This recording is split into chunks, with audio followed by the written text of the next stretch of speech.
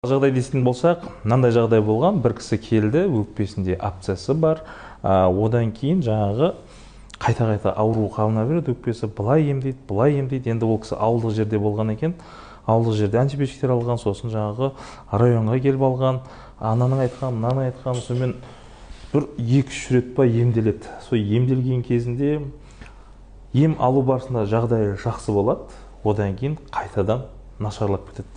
Содан бұл неге олай деп іздеп маған келген екен. Соны біз зерттеп көрейік дедік. Енді алмаған антибиотик жоқ, бүкіл аптекада сатылатын антибиотиктің бәрін алып шыққан, бірақ жағдайы өзгермейді, қайта-қайта пневмония қабына береді.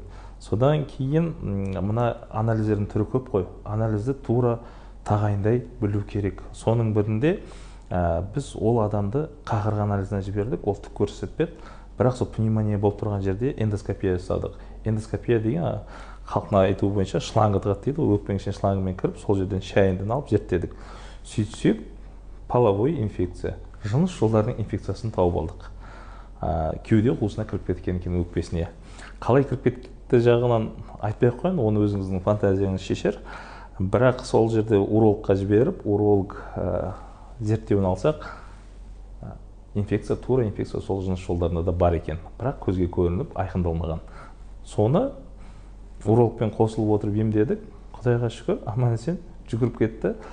Кейін балалы болды, денсаулығында ешқандай кінәрат болған жоқ. Осындай да қызықты жағдайлар болады.